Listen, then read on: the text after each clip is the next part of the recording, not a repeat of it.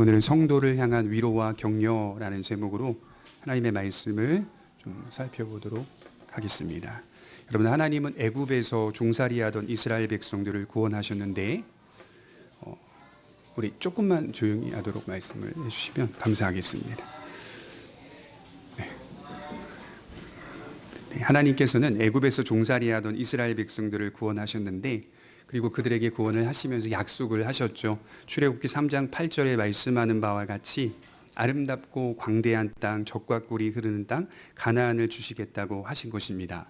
이 사실을 모세는 신명기에서 다시 한번 재차 강조하는 모습을 보이고 있습니다. 그런데 문제가 하나 있었죠.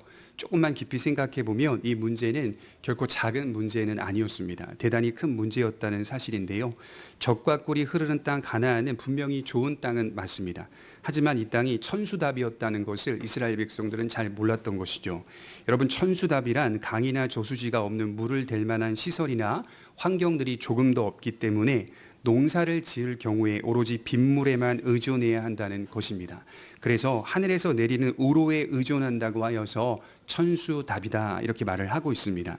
비가 오지 않으면 수확 자체를 기대할 수가 없고 농사 또한 망치게 되는 것입니다. 그래서 모세는 이렇게 말씀을 하였습니다. 신명기 11장 11절에 보면 너희가 건너가서 차지할 땅은 산과 골짜기가 있어서 하늘에서 내리는 비를 흡수하는 땅이요 내 하나님 여호와께서 돌보아 주시는 땅이라. 연초부터 연말까지 내 하나님 여호와의 눈이 항상 그 위에 있느니라. 이스라엘 백성들에게 가나안 땅은 어떤 땅일까요? 땅 그 자체로 만족할 수 없는 땅이었습니다. 매사에 항상 여호와의 돌보심을 바라고 소망하는 땅으로 위치해 있다는 것이죠. 가장 중요한 것은 땅이 아니라 그들을 항상 돌보시는 하나님의 눈이라는 사실입니다. 이러한 사실을 이스라엘 백성들이 깨닫고 가나안 땅에 들어가거든 너희들이 어떤 방식으로 이 땅에서 살아가야 하는지를 깊이 한번 생각해 보라라고 하는 것이 신명기에서 모세가 강조하고 있는 말씀이라는 겁니다.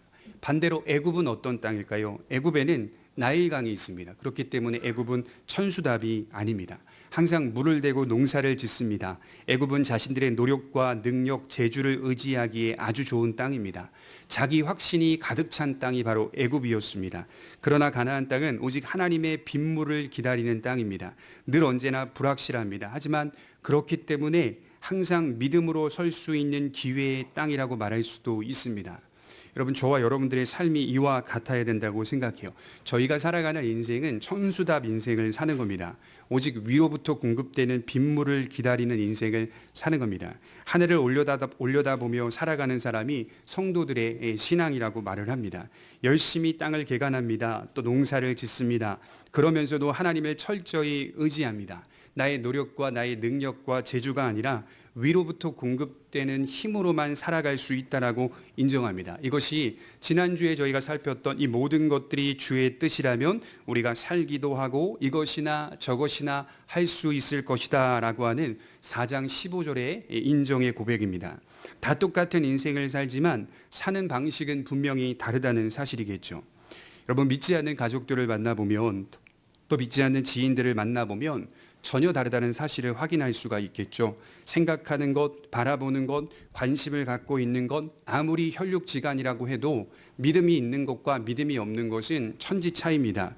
같이 함께 토의하고 또 같이 함께 이야기를 나눌 수 있겠지만 결론적으로 목적과 방향이 다르기 때문에 많은 부분 충돌이 되고 부딪힐 때가 많이 있습니다. 사랑의 손길을 내밀어야 하지만 때로는 그것이 불편하고 힘들어서 사랑의 손길보다는 나는 나의 길을 가겠노라 라고 말하며 나의 믿음을 잘 지키겠다는 생각밖에는 안 듭니다. 이처럼 살아가는 방식이 분명히 다른 겁니다. 나아가 믿는다고 하는 사람들 가운데서도 진정한 믿음으로 삶을 살지 않고 믿지 않는 사람들과 아주 똑같은 생각과 사고를 하며 사는 사람들도 있습니다. 안타까운 일이죠. 하지만 성경이 제시하는 믿음의 길은 하나님이 유일하신 것처럼 유일한 길입니다. 한 길입니다. 그것이 바로 천수답입니다. 오직 빗물만을 의지합니다. 하나님만을 나의 의지할 대상으로 삼습니다. 그리고 현실을 살필 때 이 땅에서 믿음을 지키고 살아가는 길이 그럴 수밖에 없다는 어렵고 힘든 길임을 다시 한번 확인하게 되고 또 그 길 가운데 여러 억울한 일들을 만날 수 있다는 사실을 이제 깨닫게 되는 것이죠. 오늘 본문에 보시면 1절은 이렇게 시작을 하고 있어요. 들으라 부한 자들아 너희에게 임할 고생으로 말미암아 울고 통곡하라. 들으라 부한 자들아, 부자들에 대한 경고와 심판의 말씀으로 시작하고 있기 때문에 부자들에 대한 메시지처럼 보일 수 있습니다만 5장 전체를 읽어보게 되면 부자들에게 고통을 받고 있었던 성도들을 격려하는 말씀이라는 것을 확인할 수가 있습니다. 결국 야고보는 경고와 심판의 메시지를 통하여서 믿음으로 살아가는 진정한 성도들에게 참된 위로와 격려를 하고 있는 것입니다. 우선 들으라 부한 자들아 라고 할 때 이 부자들은 누구를 말하는 것인지를 좀 살펴볼 필요가 있어요. 지나온 말씀을 살펴보면 1장 10절에서 부한 자들아 라고 하는 말씀이 다시 한번 나오게 됩니다. 1장에서 나오는 부자들은 그리스도인 부자들을 의미합니다. 하지만 오늘 본문에서 나오는 부자들은 그리스도인 부자가 아니라 그리스도인들을 괴롭히는 믿지 않는 부자라고 하는 사실을 기억해 볼 필요가 있어요. 성도들은 지금 악한 부자들로 인하여 다양한 고통들을 받고 있었습니다. 조롱과 멸시는 기본이요 많은 손해와 피해를 입기도 했습니다.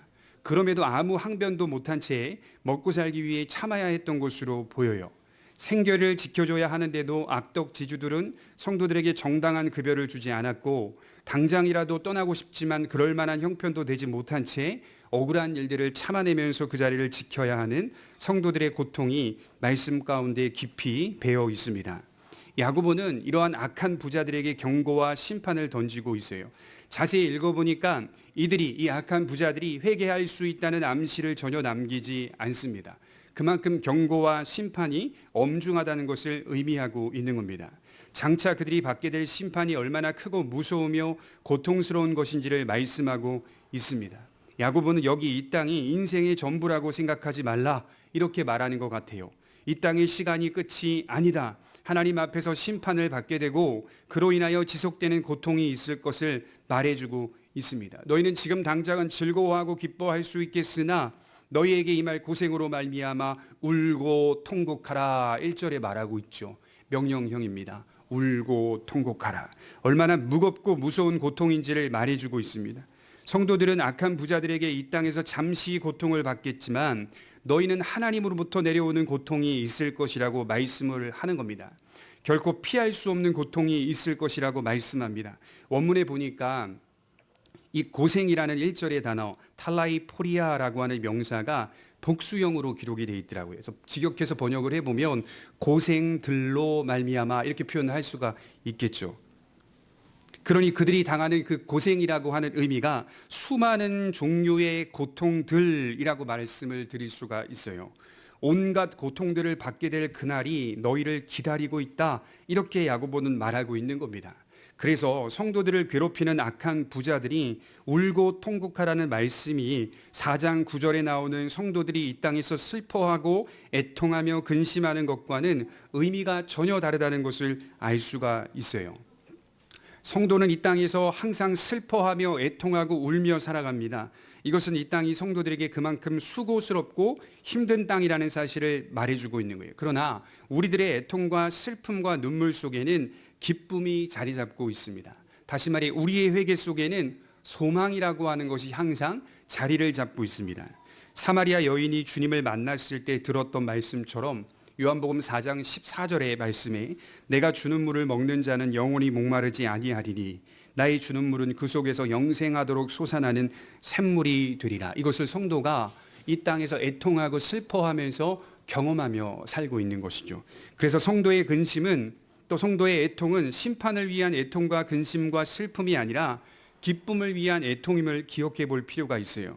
그러나 오늘 기록된 악한 부자들의 애통과 슬픔과 고생들은 멸망과 심판을 위한 것임을 비교할 수가 있습니다. 그럼 왜 이들에게는 강력한 고생들이 기다리고 있는 걸까요? 왜 이들은 울며 통곡하는 날을 맞이해야 하는 걸까요? 첫 번째로 살펴보면 그들은 말세의 재물을 축적했다라고 말씀을 하고 있어요. 우리 2절과 3절을 같이 읽겠습니다. 시작. 너희 재물은 썩었고 너희 옷은 좀 먹었으며 너희 금과 은은 녹이 슬었으니 이 녹이 너희에게 증거가 되며 불같이 너희 살을 먹으리라. 너희가 말세에 재물을 쌓았도다. 그들이 축적한 재물이 썩었고 좀 먹었고 금과 은은 녹이 슬었다. 자세히 묵상을 해보면 오래전부터 이들이 재물을 축적해 왔다는 사실을 알 수가 있습니다. 그들의 창고에는 많은 금과 은이 널려 있었습니다. 여러분 생각해 봅시다. 금과 은은 오늘날에도 녹슬지 않는 재료라고 말을 해요. 지금도 금은 또 지금도 은은 녹이 슬지 않는 성분이요 재료라고 말하는 사람들이 많습니다. 그런데 그런 금이 그런 은이 녹이 슬었다는 것은 아주 오래전부터 축적해 왔고 보관해 왔다는 뜻입니다. 녹슨 금이 녹슨 은이 너희에게 증거가 되고 있다. 재물 자체가 죄일까요? 돈 자체가 죄일까요? 그렇지 않습니다. 부 자체가 죄는 아닙니다. 성도가 조심해야 할 것은 막연히 부자를 증오하거나 미워해서는 안 됩니다. 왜냐하면 그리스도인 부자들이 역사 가운데 얼마든지 있어 왔고 동시에 그들의 진실한 믿음과 협력으로 하여금 각 나라와 민족, 지역, 교회가 세워질 수 있었기 때문입니다. 그러므로 부 자체가 죄라고 한다거나 부자를 죄인으로 몰고 가서는 분명히 안 됩니다. 지금 야고보가 고발하는 대목은 부 자체도 아니고 부자여서도 아닙니다. 왜 그들이 오래전부터 재물을 축적해 왔는지 그 이유와 목적 때문이었어요. 그들은 재물이 자신을 지켜주고 보호해 줄 것이라고 믿었던 겁니다. 진정한 소망을 하나님께 두지 않고 재물에 두고 있다는 것을 증명해 주고 있어요. 녹슨 금, 녹슨 은이 그들의 마음을 증명해 주고 있더라는 겁니다. 그들은 오래전부터 모아왔던 금과 은, 여러 재물들이 썩어질 것들이고 좀 먹어 없어질 것들임을 모르고 있습니다. 그들은 오로지 이 세상에서 믿을 것은 또 이 세상에서의 분명한 소망은 오직 재물에만 있다고 확신하였습니다. 그러니 아주 오래전부터 창고를 넓혀가며 재물을 축적해 왔던 것입니다. 헬라어에서요, 녹이라는 단어와 이 독이라는 단어가요, 동음이의어라고 합니다. 단어는 다르지만 발음이 똑같아요. 그래서 녹이라는 단어를 헬라어로 말할 때도 독이라는 단어를 헬라어로 말할 때도 듣기에는 발음이 똑같습니다. 스펠링만 조금 다릅니다. 일종의 언어 유희라고 말할 수가 있는데 이렇게 생각해 보시면 돼요. 녹이 나면 독이 된다라고 말씀을 하는 겁니다. 자신들이 믿어왔던 것이 후에는 독이 되어 그들의 살을 먹게 될 것이라고 분명하게 말씀을 하고 있어요. 예수님의 말씀이 기억이 나죠. 누가복음 12장 16절에 보면 한 부자가 그 밭에 소출이 풍성하매 마음에 생각하기를 내가 곡식 쌓아둘 곳이 없으니 어찌할까? 내가 이렇게 하리라. 내 곡간을 헐어버리고 더 큰 창고를 짓고 내 모든 곡식과 재물과 물건을 거기에 쌓아두리라. 그리고 내가 말하기를 내 영혼에게 영혼아 여러 해 쓸 물건을 많이 쌓아두었으니 이제는 평안히 쉬고 먹고 마시고 즐거워하자. 하나님은 이르시되 어리석은 자여 오늘 밤에 내 영혼을 도로 찾으리니 그러면 내 준비한 것이 누구의 것이 되겠느냐. 그리고 이렇게 말씀을 하시죠. 자기를 위하여 재물을 쌓아두고 하나님께 대하여 부요하지 못한 자가 이와 같으니라. 한 부자가 밭에 소출이 풍성함에 마음에 생각하기를 곡간을 더 짓자. 그리고 자신이 갖고 있는 모든 재물과 곡식들을 많이 보관해 놓자. 그리고 나는 말하기를 먹고 쉬고 즐거워하자, 평안하자 이렇게 얘기를 하고 있다는 거예요. 그것이 자신을 지켜주고 그것이 영원히 자신을 보호해 줄 것이라고 확신합니다. 그러나 하나님께서 말씀하셨죠. 오늘 밤에 내 영혼을 도로 찾겠다. 결정적으로 이러한 교훈을 우리에게 주고 있어요. 자기를 위하여 재물을 쌓아두고 하나님께 대하여는 부요하지 못한 자가 이와 같으니라. 오래전에는 이 말씀을 왜 하나님께는 인색합니까? 라고 하여 물질적인 측면으로 많이 이야기했던 것으로 어릴 적에 제가 기억이 납니다. 그러나 이 말씀은 그런 의미가 아니라 이렇게 해석할 수 있는 의미입니다. 하나님께 대하여 조금도 소망을 두지 않는 태도, 이 얘기를 하는 거예요. 인생 속에 하나님께 대하여 조금도 소망을 두지 않는 부자의 마음, 하나님을 생각하지 못합니다. 그의 어리석음에 대해서 강조하기를 본문 3절 하반절을 다시 한번 보실까요? 오늘 본문의 3절 하반절에 보시면 이렇게 말씀을 하고 있어요. 5장 3절입니다. 너희 금과 은은 녹이 슬었으니 이 녹이 너희에게 증거가 되며 불같이 너희의 살을 먹으리라. 너희가 말세에 재물을 쌓았도다. 이런 악한 부자들은 어떤 행동을 지속적으로 보이고 더 보이냐면 그들은 말세에 이런 행동들을 더욱 한다라고 말씀을 하고 있어요. 마지막 날이 가까웠을 때 그는 더욱 이러한 행동들로 분주하게 살아간다. 이렇게 야고보가 경고하고 있어요. 말세에 나타나는 여러 징후들을 보세요. 예수 안 믿는 사람들도요, 곳곳에 나타나는 여러 재난과 징후를 보면서 마지막 날이 가까웠구나, 이 세상이 참 말세구나, 어린이들도 제정신을 가지고 못 사는 시대구나, 이런 말들을 교회 다니지 않는 사람들도 많이 합니다. 그만큼 세상이 악하고 타락했다는 사실을 모두가 공유하고 있는 인식이라고 저는 생각을 해요. 우리 마음을 깨우는 여러 일들이 이 세상 곳곳에서 눈앞에 펼쳐지고 일어나고 있음에도, 여러분 기후변화를 보십시오. 이렇게 가다가는 다 죽습니다. 그렇지 않아요? 다 죽어요. 지구는 그냥 멸망입니다. 멸망. 인구는 어떻습니까? 어느 한쪽은 폭발적으로 늘어나고 우리나라는 아예 저출산, 아예 안 나요. 기본적으로 생각해 보면 이런 것들이 징후 아니겠어요? 우리의 마음을 깨우는 경종이 되어야 하는데 눈앞에 펼쳐지고 있음에도 그는 아랑곳하지 않고 재물을 축적하는 일을 계속한다는 겁니다. 이게 현대사회에 잘 적용할 수 있는 말씀이라고 생각해요. 물질 만능주의라고 말하기도 하는 겁니다. 과학이 발달하고 누리는 것이 많아지다 보니 그것을 누리기 위하여 재물을 축적하는 현대인들의 모습을 보게 됩니다. 재물이 많으면 정말 누릴 것들이 많아요, 안 많아요? 많아요.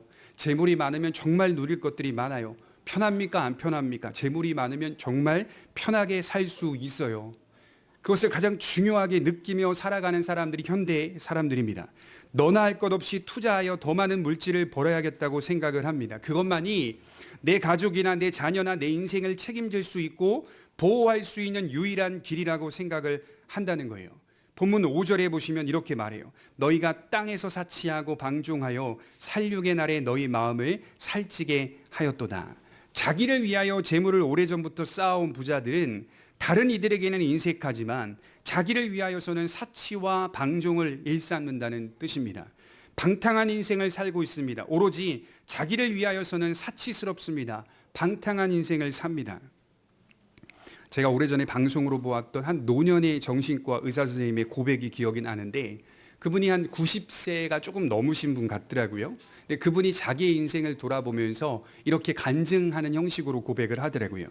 내가 젊은 시절에 등산을 너무 좋아해서 네팔에 여행을 그렇게 많이 갔는데, 거기서 한 어린아이가 부모님을 위하여, 그러니까 자신의 부모님을 위하여 제사를 드릴 때 사용하는 도구를 판매하고 있었다고 합니다. 그리고 자기에게 다가와서 정말 귀여운 어린아이가 이걸 좀 팔아달라. 아마 향 같아요. 향. 제사 드릴 때 하는. 그 금액을 자세히 살펴보니 네팔에서 가장 작은 금액, 우리 돈으로는 몇십 원 또는 몇백 원 정도 하는 금액이었다고 합니다. 그런데 그 아이에게 이분이 뭐라고 말을 했냐면, 내가 2개를 살 테니 금액을 좀 깎아달라고 이야기를 했다는 겁니다.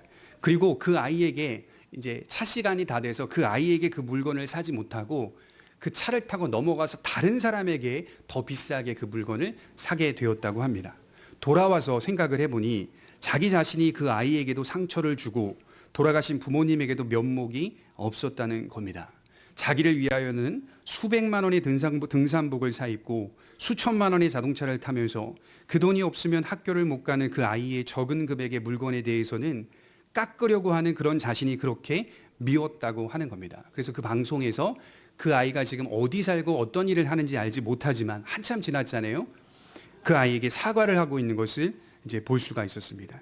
여러분, 이런 것들도요, 사치와 방탕한 삶이라고 말할 수가 있는 겁니다. 지금 제가 제사를 말하려고 하는 게 아니라 우리들이 사치와 방종으로 산다는 것이 우리 생활에 얼마나 밀접하게 관련되어 있는 것인지를 보라는 거예요. 자기를 위하여서는 얼마든지 지불할 각오가 돼 있어요. 누군가를 사랑하고 보살피고 도와주는 데서는 지극히 인색합니다. 지금 악한 부자들의 사치와 방종은 분명히 쾌락주의였을 것입니다. 그러나 확대해서 보면 우리에게도 이러한 사치와 방종이 있을 수 있다는 말입니다. 성도들은 어떤 사람들일까요? 자기를 위한 창고를 하늘에 만드는 자들입니다. 여기 이 땅에 창고를 만드는 자들이 아니라 하늘에 우리의 창고가 있다는 사실을 기억하며 사는 자들입니다.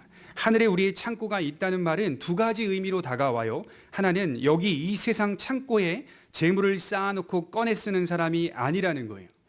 많이 쌓아놓고 때에 따라 꺼내 쓰는 사람이 아니라 우리는 하나님께 구하여 받아서 사용하는 사람들이라는 뜻입니다.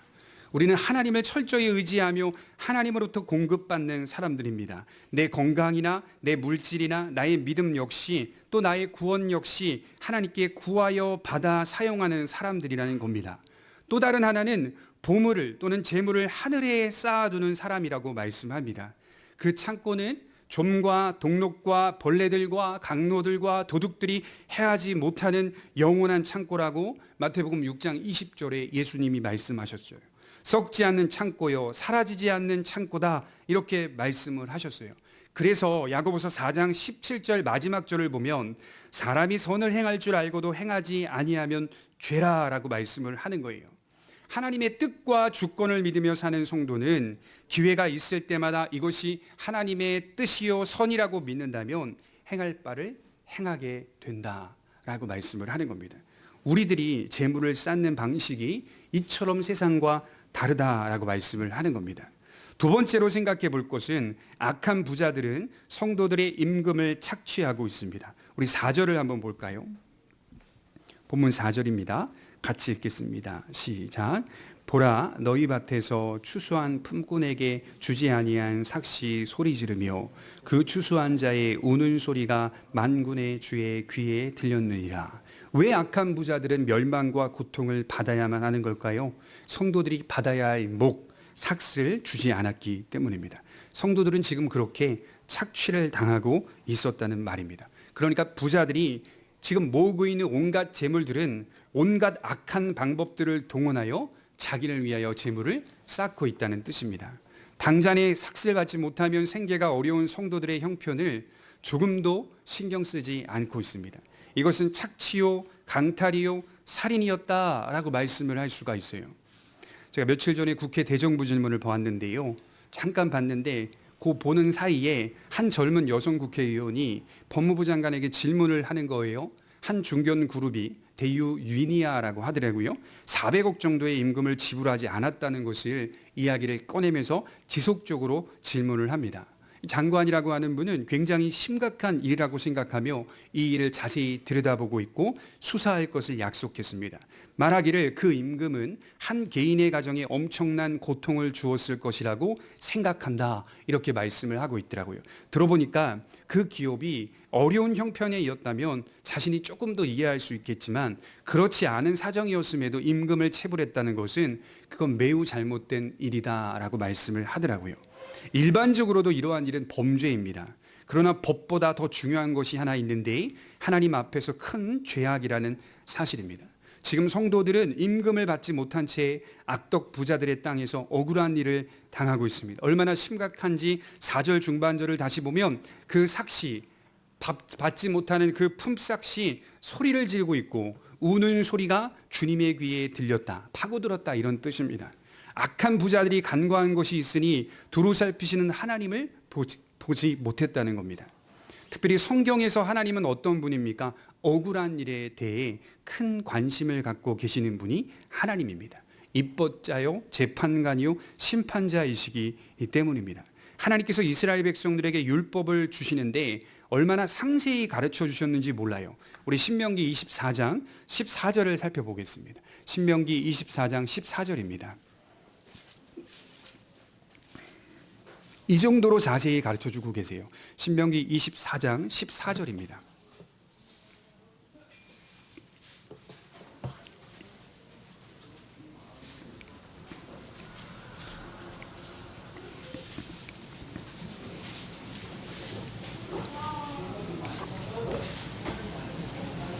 (14절) (15절) 같이 읽겠습니다. 시작. 공궁하고 비난한 품꾼은 너희 형제든지 내 땅 성문 안에 우거하는 객이든지 그를 학대하지 말며 그 품삯을 당일에 주고 해 진 후까지 미루지 말라. 이는 그가 가난함으로 그 품삯을 간절히 바람이라. 그가 너를 여호와께 호소하지 않게 하라. 그렇지 않으면 그것이 내게 죄가 될 것임이라. 너를 여호와께 호소하지 않게 하라. 정말 이 세상 그 어떤 누구에게도 호소하여 해결하지 못할 때 여러분들은 누구에게 호소하실 겁니까? 하나님께 호소할 수밖에 없는 거예요. 안 믿는 사람들도 신에게 호소하더라고요. 결국에는 신에게 호소하고 있더라고요. 하나님은 매우 엄하게 책임을 물으신다고 말씀을 하는 거예요. 가난한 사람들에게 임금은 절대적입니다. 약속한 날짜에 반드시 받아야 합니다. 왜냐하면 그날만 기다리고 있기 때문입니다. 여러분들은 월급날이 기다려지십니까?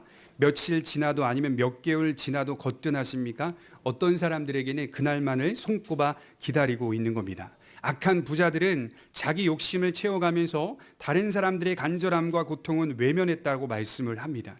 그들의 부의 축적은 부당한 방법으로 이루어진 것이라고 말씀을 하는 거예요. 그래서 지금 문제의 핵심은 탐욕과 권력 남용에 있다는 거예요. 자신들을 살찌우는 방법이 곧 권력 남용이었다라고 말씀을 하는 겁니다. 탐욕과 권력의 남용 속에 자리 잡는 내용이 하나 있는데 그것은 다른 사람들의 희생이 있었다는 거예요.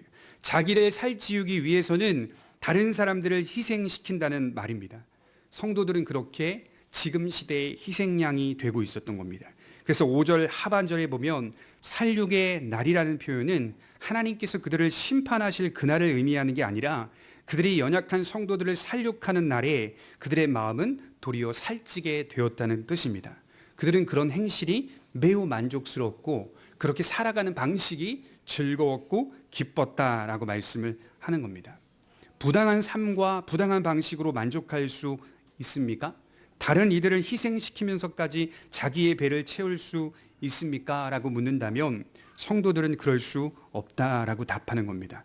그렇기 때문에 성도로 이 세상 가운데 바르게 살려면 쉽지 않는 인생길을 반드시 걷기 마련입니다. 또 우리 마지막 세 번째로 보면 악한 부자들은 의인을 정죄하고 죽였다라고 6절이 말하고 있어요. 6절에 너희는 의인을 정죄하고 죽였으나 그는 너희에게 대항하지 아니하였느니라. 분명히 저 사람 의인인데 악한 부자들은 의인들을 향하여 정죄합니다. 여기 정죄하다라는 단어는 사형을 선고하다라는 뜻입니다. 유죄가 될 만한 어떤 일도 행하지 않았음에도 정죄를 당하고 사형을 선고받습니다. 그리고 정말 죽임을 당합니다. 우리 구약성경 읽어보면 의인은 누구일까요? 대표적인 의인은 누구일까요? 하나님께서 이스라엘 백성들에게 보내신 참 선지자라고 말할 수가 있습니다. 그들은 타락하고 부패한 이스라엘 백성들을 향해 하나님의 계시를 전했습니다. 왕과 백성들은 그들의 말을 듣지 않았고 핍박하고 학대했으며 심지어 죽이기까지 하였습니다. 그러나 그들은 아무런 저항도 하지 않았습니다. 오로지 하나님의 스피커가 되어 그 사역을 감당했던 사람들이 의인 선지자들입니다. 오늘 기록된 성도들의 모습도 이와 같아야 된다고 믿습니다. 비록 초대교회 가운데 여러 분쟁이 있었고 싸움과 다툼도 있었으나 믿음의 신실한 길을 걸어가는 참된 성도들이 있었다라고 말씀을 하는 거예요. 우리 지난주랑 지지난주에 어떤 이야기 살폈죠? 교회 공동체가 다투고 싸우고 전쟁하고 있는 장면을 살폈어요. 정욕이 교회 공동체에도 여실히 드러나서 우리의 실력이 얼마나 부족하고 연약한 것인지를 분명히 살폈습니다. 그런데도 여러분들 기억하셔야 될 것은 그 공동체 안에 신실하게 주님을 온전히 바라보며 믿음으로 살고 있었던 사람이 있다는 겁니다. 그러니까 진실한 성도들은 어느 시대에나 있다는 거예요. 정말 주님의 복음만을 믿고 하나님께 호소하며 겸손히 살아가는 진정한 성도들이 분명히 있습니다. 교회는 그들로 운영이 되는 거예요. 그들로 경영이 되는 거예요. 복음은 그렇게 그들로 지켜지고 순수해지는 거예요. 그들은 억울한 일을 겪으면서도 믿음을 잃어버리지 않았고 전혀 다른 방식으로 이 문제를 해결해 갔던 사람들입니다. 오히려 더욱 신실하게 하나님을 바라보았던 성도라고 말할 수가 있습니다. 여러분 열왕기상 21장에 보면 아합이 나봇을 죽이고 포도원을 빼앗는 장면이 나와요. 갑자기 아합 왕이 저 포도원이 갖고 싶은 거예요. 그러니 그 갖고 싶어서 처음에는 나봇이라는 사람에게 찾아가서 묻습니다. 협상을 하려고 하는 거죠.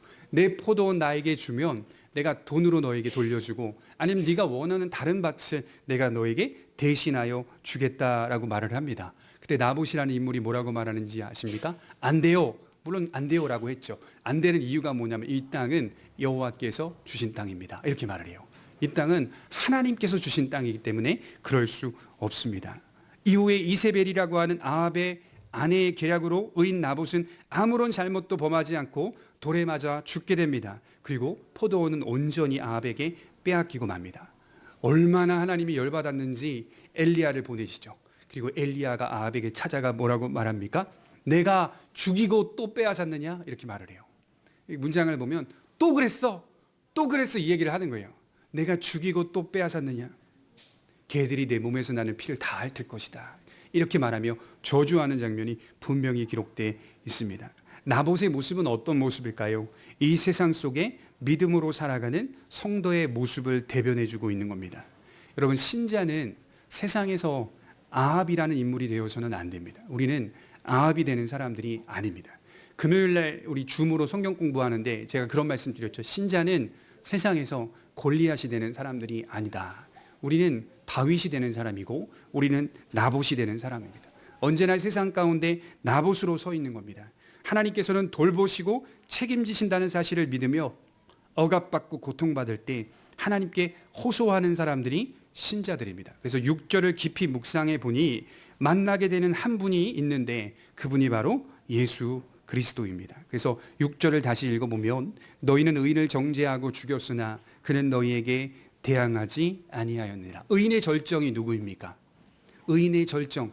의인에서 올라가서 제일 큰 절정이 예수 그리스도를 만날 수밖에 없는 것이죠. 그분의 방식을 보라는 거예요. 예수님은 기득권 세력들의 희생양이 되셨습니다. 주님은 세상 가운데 고난받는 종으로 오셨다라고 이사야서 53장에 기록하고 있어요.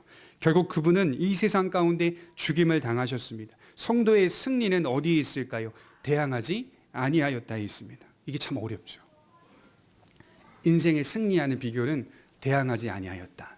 저항하지 아니하였다. 의인의 반응을 보십시오. 같은 방식으로 싸우지 않는다. 이게 성도가 이 인생을 승리할 수 있는 유일한 비결이라고 말씀을 합니다. 저도 종종 제 권리를 찾기 위해서 억울한 일을 당할 때 민원도 넣어보기도 하고 관리사무소에 전화도 해보기도 하고 부당하니까 부당한 거에 대해서 소리를 높여보기도 하고 여러분 그런 권리는 물론 찾아야 됩니다. 찾기는 찾아야 됩니다. 그러나 정도를 넘어서면 마음에 어떤 부분이 생기냐면 양심의 찔림이 생깁니다. 지나치다 싶은 생각들이 생긴다는 거예요. 근데 성도들이 더 인색하는 경우도 많잖아요. 권리 찾기 위해서 어디에 가든 어떤 서비스를 받든 우리가 이런 것들을 받아야 되냐? 우리가 더 인색하는 경우들이 더 많아요. 믿지 않는 사람들 중에 훌륭한 덕을 가진 사람들 서비스 받을 때 어떤 부당한 일을 겪을 때 잘 참아내면 넘어가는 사람 상당히 많습니다. 우리가 오히려 인색하게 행동하는 건 우리의 믿음에 연약한 부분들이 있다는 거예요. 권리를 찾지 말라는 거 아닙니다. 권리를 찾아야 되지만 지나치게 가는 건 하나님 앞에서 옳지 않은 것이다. 이렇게 말씀을 하는 겁니다. 세상은 칼을 뽑는 훈련을 하지만 성도는 칼을 칼집에 넣는 훈련을 하는 사람입니다. 이것은 하나님의 손에 있다는 사실을 분명하게 믿는 사람들입니다. 심판하실 줄 믿고 인내하며 참는다는 뜻입니다. 내가 심판하지 않겠다. 내가 보응하지 않겠다라고 하는 사실을 분명히 믿으며 하나님, 제가 지금 억울한 일을 당하고 있는 것을 하나님 아시죠. 하나님께 맡깁니다. 라고 하며 나아가는 사람입니다. 예수님이 곧 오신다는 것이 성도의 인생 가운데 가장 큰 의미로 자리 잡고 있어야 합니다. 그래서 다음 주에 저희가 살펴보겠지만 7절, 8절 쭉 내려오는 내용들이 다 뭐냐면 길이 참으라 이 얘기입니다. 참으라, 길이 참으라. 주께서 강림하실 때가 가까이 왔으니 참으라. 그리고 다른 선지자들과 욥의 이야기들을 꺼내기도 하고 그게 성도가 살아가는 인생의 방식이라고 분명하게 선언을 하고 있어요. 억울한 일을 겪을 수 있다. 이렇게 말하는 겁니다. 말씀을 정리하려고 해요. 우리는 항상 신원하시는 하나님께 호소해야 합니다. 우리가 가진 수많은 상처와 아픔, 그리고 나의 연약함, 어찌할 수 없는 우리의 마음 상태, 이 모든 답답함과 억울함을 가지고 하나님께 나와 호소하시면 됩니다. 날마다 하나님께 우리 인생을 호소함으로 얻게 되는 유익이 매우 크다라고 성경은 말씀을 하고 있어요.